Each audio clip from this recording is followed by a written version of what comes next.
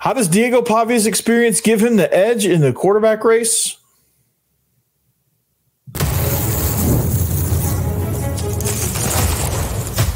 You are Locked On Vandy, your daily podcast on the Vanderbilt Commodores, part of the Locked On Podcast Network, your team every day. Welcome into the Locked On Vandy podcast on the Locked On Podcast Network. I'm your host, Corey Burton. Thanks for making Locked On Vandy your first listen every single day. We're free and available wherever you get your podcasts and on YouTube as a part of the Locked On Podcast Network, your team every day. Today's episode is brought to you by FanDuel. Make every moment more. As playoffs wind down, the sports stop sporting like we want them to. But this summer, FanDuel is hooking up all customers with a boost or a bonus daily. That's right.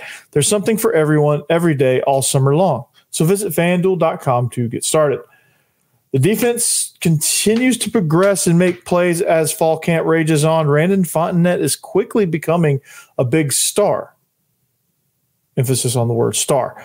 As for the offense, the run game is starting to click a little bit, and the tight ends will be a major focal point in bridging the run game and the pass game. However, the quarterback race is still tight. No one's quite pulled away yet, but in the end, I think Diego Pavia's experience gives him a big-time edge here, or gives him an edge at least in this quarterback duo. So if you put all the factors into this quarterback race, okay, and we are, to preface this, we are kind of at a point at fall camp to where you're kind of like you're starting to get kind of the tail end of the installs. You're still getting some experimentation with combinations along the offensive line. You're still getting wide receiver rotations that you haven't quite figured out. There's still some things, some kinks that you're working out within the system. And then everyone except Diego Pavia really is getting used to this new system and learning everything as well. Like there's still a big learning curve. So I think a lot of what you're going to read, a lot of what you're going to hear about, and if you're at practice, a lot of what you're going to see is a team just trying to figure it out. And honestly, as an offense as a whole, you're seeing moments to where it's like, okay, we get this. And this is going to be special. And you see that moment out of both quarterbacks. So in order to know kind of where they are and kind of project where they're going to be, you have to kind of know where they are in the process as well. And that's the process. Pavia is a little bit ahead right now because I think implementing the more the deeper nuances of the system, I think is causing Nate Johnson to struggle a little bit, enough to give Pavia the slight edge. I think Pavia has got some of these nuances down. I just think that there's some throws that Diego Pavia does actually struggle with physically. So, but when it comes to running the offense, like here's how he has the edge, at least as of right now. I think Nate Johnson's going to have to come. If Nate Johnson wants to win this, he's going to have to come roaring back. And he's going to really have to show that he can play exceptionally well. And he can not only be, I think if he can just get himself equally mentally within the system, I think his physical talent can take over and he has a chance to win this quarterback job. But I think that's going to be something that is going to be a bit of a struggle with him because of the experience gap. And that's where Diego Pavia does indeed have the has the advantage a little bit, has the edge in this race. So, and what does that mean? Okay, what does that mean to have the edge? What does that mean for experience to have the edge, right? Because Nate Johnson did play a lot last year. Obviously not in the same system, but he did play a lot. So it's not really necessarily playing time that's the edge. Pavia started last year. He's been in this system for a while. When it comes to experience, okay, this offense was kind of tailored to his skill set a little bit. Okay. If you look, a lot of the shot plays that he takes, he hits early, right? So he doesn't let it get too far down the field. He hits those routes at about 15, maximum 20 yards. And he usually hits those shot plays a little bit early. The run game is kind of developed for his style a little bit. He knows the checks. He knows exactly what to look for. There's a concept. It's the same lingo because it's the person he played for a year ago. So they're just kind of carrying some things over. And I think they're molding a little bit around Nate Johnson as well so that he can be successful. But the verbiage, I think, is where Diego Pavia has. He can speak the language. He can speak fluently, whereas Nate Johnson is functionally fluent right now. Whereas like he knows enough to kind of get him by, but he's not an expert just quite yet. And it's just an experience thing. So what that means is going a little bit deeper in what that means. When you get a play call from the sideline, all right, all right, there's things that and then there's things that beyond what you know. Okay. What you know, let's say it's an RPO, like the one I showed you guys last week. It's the RPO where it's inside zone to the left and it's hide the tight end and spit him out into the flat away from the play call. The things all right, that generally speaking, that outside linebacker, the edge player, the guy outside of the tackle, so in a ghost 9, ghost 6, wherever he is, you're reading his leverage. And at the snap of the ball, you're reading his leverage. He does one thing, you do the other. That's something that you know. That's something that all the quarterbacks know. All right, where the experience kicks in, because you've done this play, you've repped it, you've talked about it, you have discovered ways to manipulate it, okay? That's the things you know more on a deeper level. And playing in this offense allows you that chance. So it is more than just he does this, I do that. It's the more you get comfortable with it, the more it becomes, hey, I'm going to make you do this so that I can do that. Okay, because I've got Eli Stowers, I've got Cole Spence coming across in the flat, and you're going to have a hard time tackling him. So I'm going to manipulate you and force you to come down so that when he crosses your face, he has room to catch the ball, right? It's holding onto that mesh a little bit extra longer. It's pulling it and getting yourself in a position to where you make that guy wrong no matter what he does, right? It's those things, right? And Nate Johnson will develop that. Blaise Berlos will develop that. St. Hilaire, Muschamp, Dickey, they'll all develop that. Pavia spent all last year developing that. Same with the jet read, where the jet comes across and he shuffles. I think that, some of the nuances as far as like holding the mesh point with the run game is something that he does tremendously well. I don't know that the other quarterbacks are as seasoned with that as he is. That's where experience comes into play. That's where he knows that, hey, I've got some limitations athletically that I have to help myself out by manipulating defenders, freezing defenders, making them not come take shots on me. And those are kind of the things that veteran quarterbacks, especially veterans within the system, do. Even though Nate Johnson has made a hell of a battle out of this, he is tremendously athletic. And there's a lot of things that he can do that Diego Pavia cannot do. But what Nate Johnson doesn't have just yet, and it's still early in camp, he can still get on an equal enough footing to where the physical talent takes over. I said that from the jump. Nate Johnson needs to get to a point in this race to where it comes down to a physical talent battle, and he will win that battle. He's got the better arm. He's more explosive, and he is he's dynamite. Pavia is a dude. He's just a leader. I mean, Nate Johnson's a leader too, and he's showing that. But Diego Pavia's edges are knowledge of the system, leader, tough runner, motivate everybody around him, super intelligent, understands the bigger nuance, the deeper, more intricate nuances and things about the system, and that allows him to have that edge. So Nate Johnson needs to learn on pass plays. He needs to learn. I think also what Diego Pavia has and what Nate Johnson needs to develop, and this will also be another separator. This comes with experience. Is you call a pass play, right?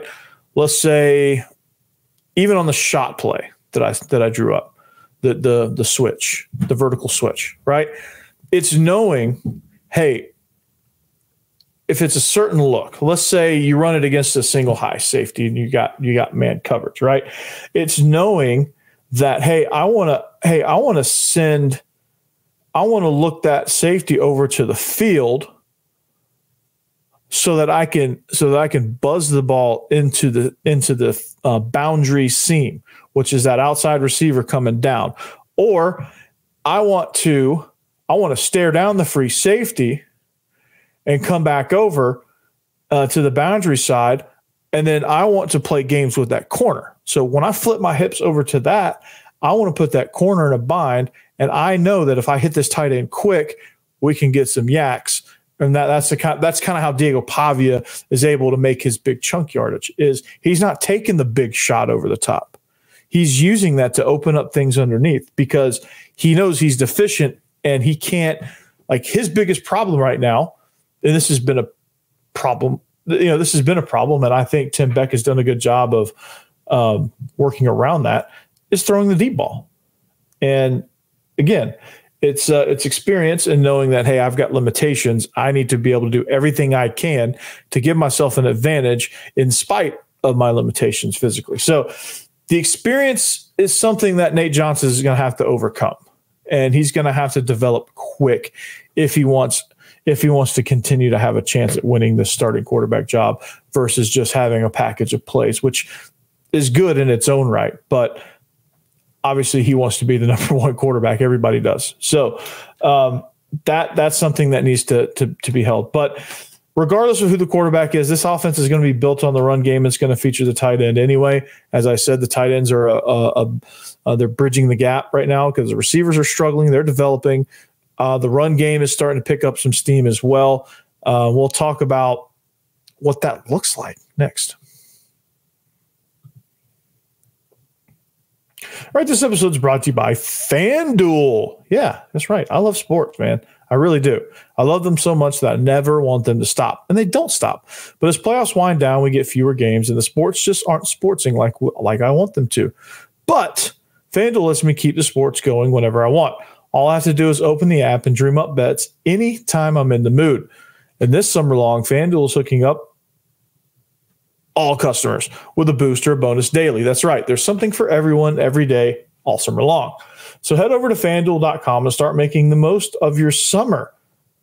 FanDuel is the official sports betting partner of Major League Baseball.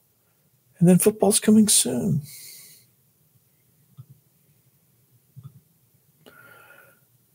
Hey. Thank you for making Locked On Vandy your first listen of the day. For your second listen, go enjoy Locked On College Football Podcast. Spencer McLaughlin gets you ready for an exciting season on the gridiron with discussion on the upcoming season, the ever-changing landscape of college athletics, including conference realignment, the transfer portal, NIL, and new college football expanded playoffs, and more.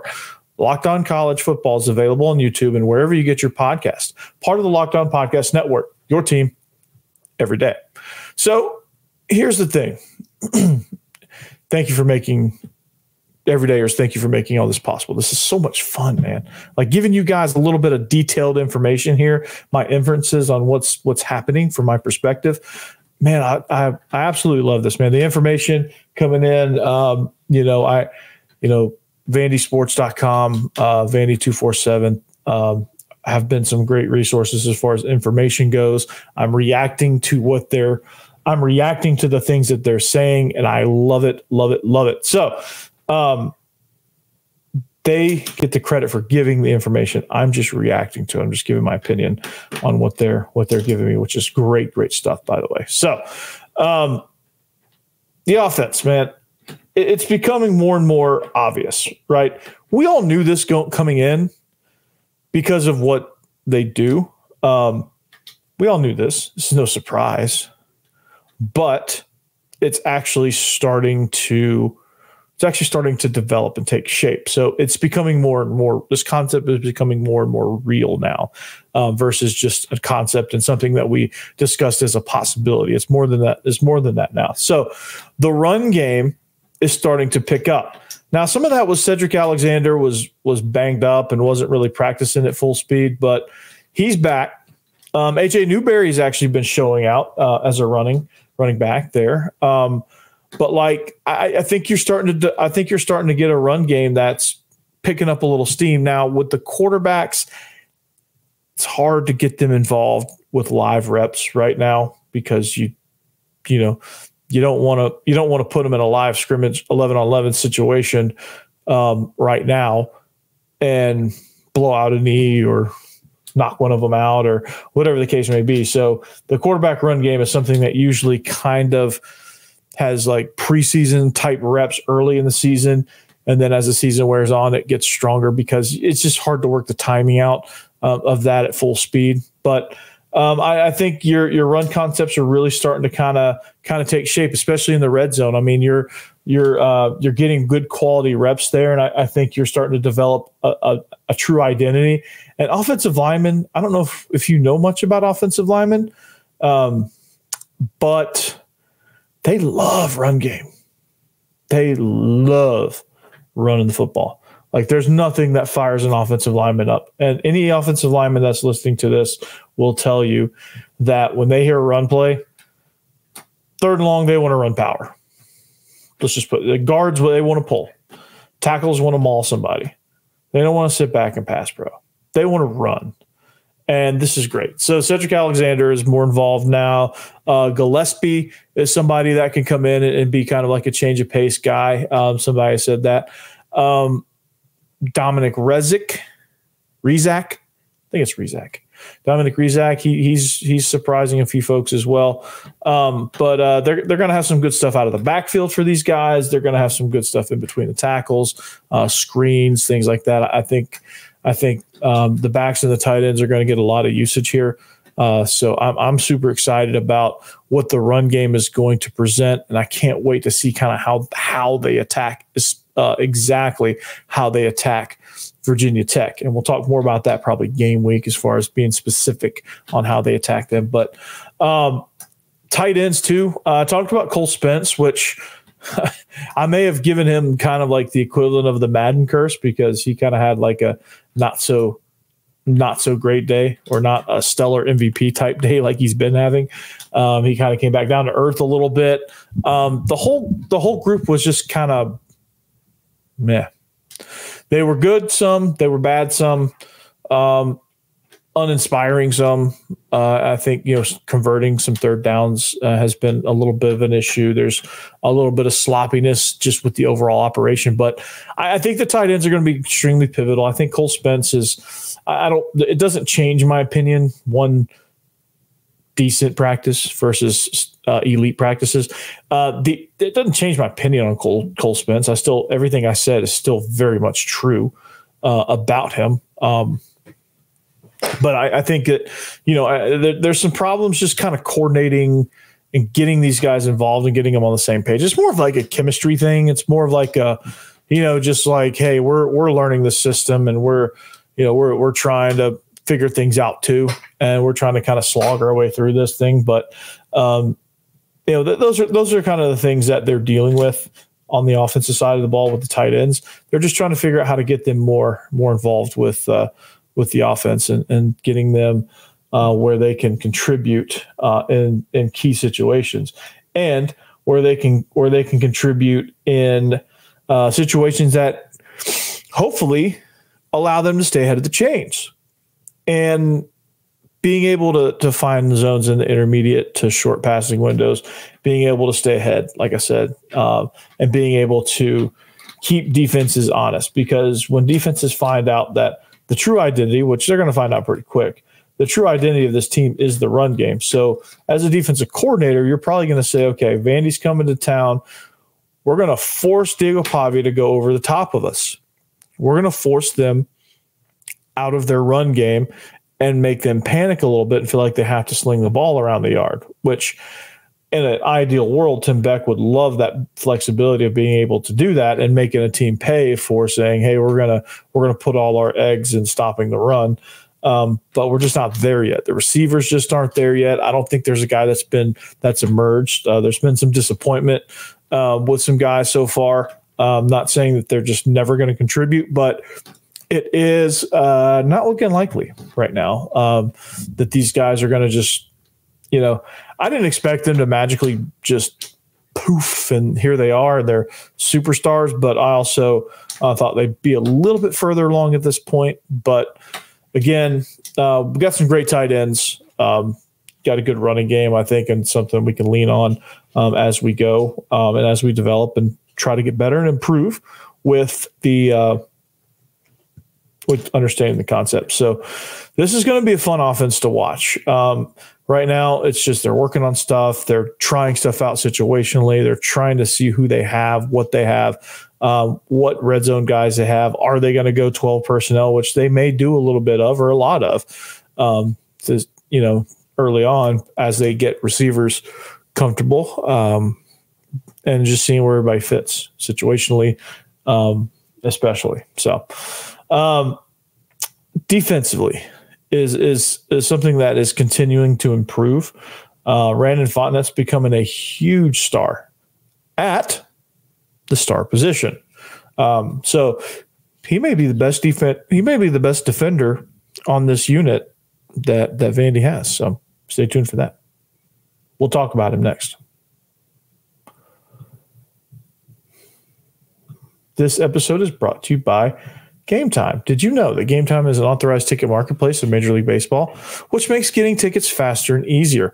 Prices on the Gametime app actually go down the closer it gets to the first pitch. With killer last-minute deals, all-in prices, views from your seat, and their lowest price guarantee, Gametime takes the guesswork out of buying MLB tickets. So when you're browsing, here's some great last-minute deals. These are the best because guess what? Gametime wants to sell the tickets. They don't want empty seats. So they're going to give you up to 60% off buying last minute for all sports, concerts, comedy, and theater, et cetera, et cetera, et cetera. Flash deals. They have exclusive in-app deals on select seats ahead of a game or event. So it's like a featured section almost. Zone deals will allow you to pick the section. Gametime picks the seats. All-in pricing. When you have this feature turned on, it shows you the total up front, and actually there's no surprise fees at checkout. So the seat views, this is my favorite. You get a panoramic view from your seat in the app before you buy. The lowest price guarantee, Gametime does this. If you find something lower, Gametime will credit you 110% of the difference. That's pretty dang good, right? And your purchase is covered with the most flexible customer service policy in the ticketing industry. So take the guesswork out of buying MLB tickets with Gametime. Download the Gametime app, create an account, and use code LOCKEDONCollege for $20 off your first purchase. Terms apply. Again, create an account and redeem code LOCKEDONCollege. That's LOCKEDONCOLLEGE for $20 off. Download Gametime today. Last minute tickets, lowest price, guaranteed.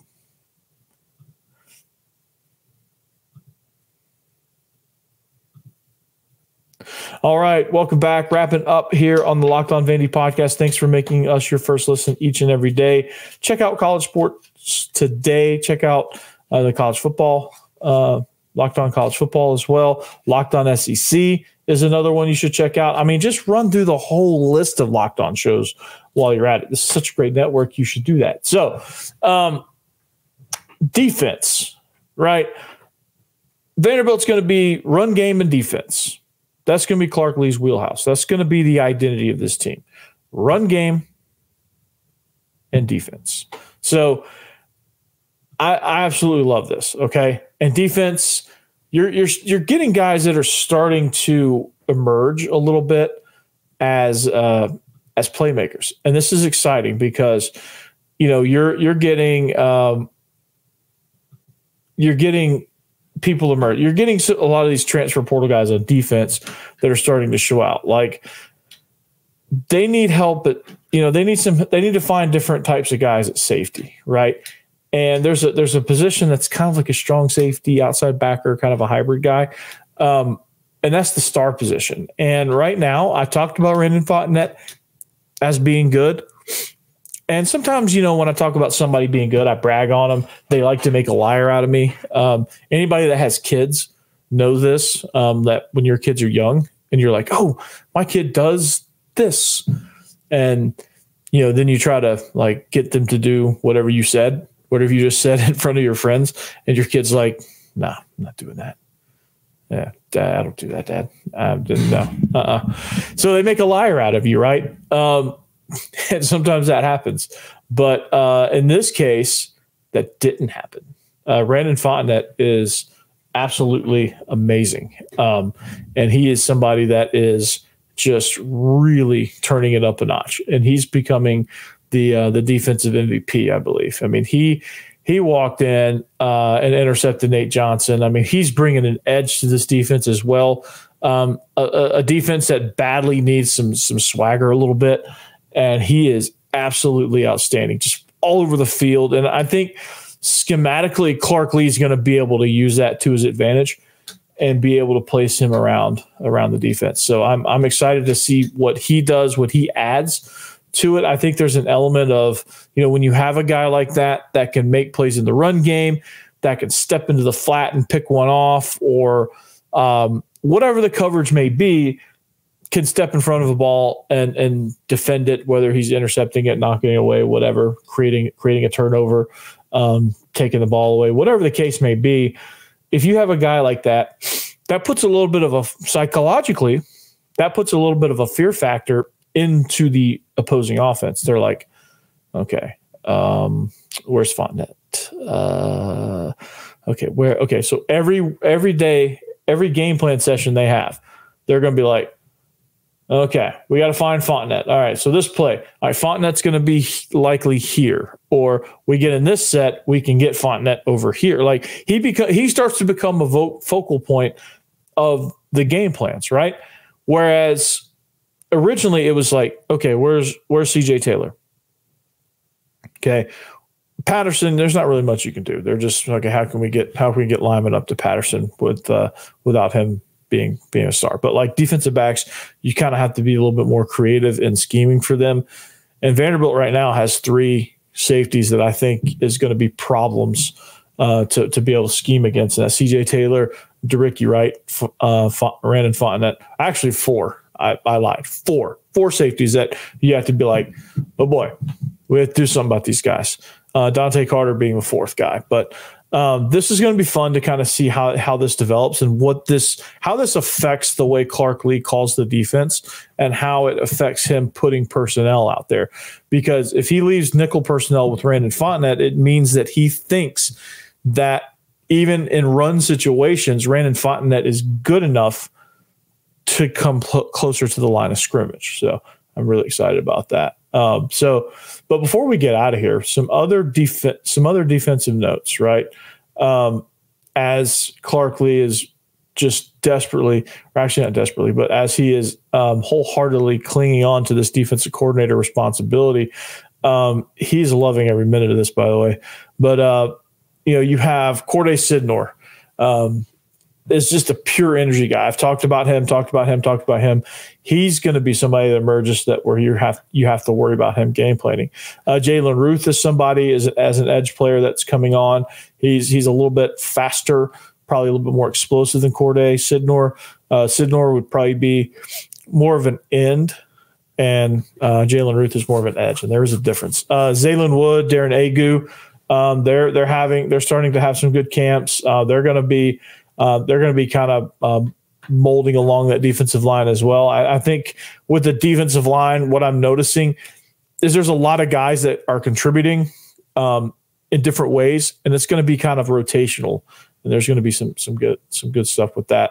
I think pass rush is going to continue to improve. They're still trying to get used to who's going to be the primary guys.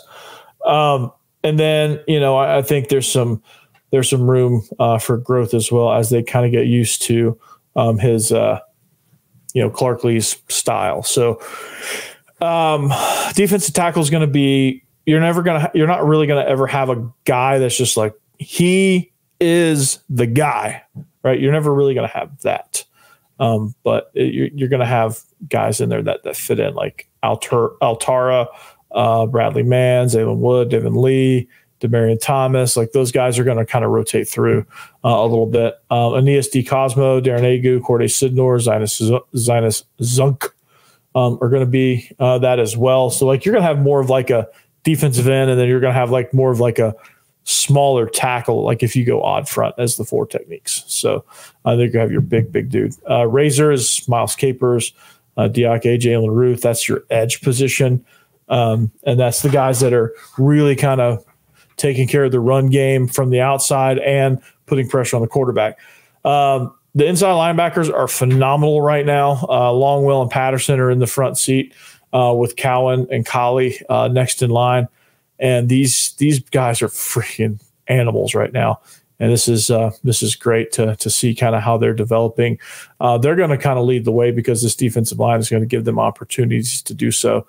And then the secondary, we've talked a lot about the secondary, a lot about the safeties, but Colby Taylor and Tyson Russell right now are kind of the front runners at the corners with Martell Height and Trudell Berry as the next two, with Taco Wright kind of being that wild card in there. So, but anyway, there's a big scrimmage on Saturday. That's going to tell a lot of the story offensively and defensively. This is going to be your first big test to see kind of where everybody is. You kind of hope that it's a stalemate. Both sides do a lot of really good things, which means you're progressing in the right direction for both sides. You don't want one side to dominate the other because it's usually at the detriment of the other side. So hope for a good report. Hope guys are not injured, and hope to get a lot of good work and a lot of answers out of that. But for now, we're going to leave you, and we'll see you back here on Monday. So have a great weekend. We'll see you back here Monday. Locked On Vandy. Behave yourselves. Enjoy the scrimmage. Anchor down.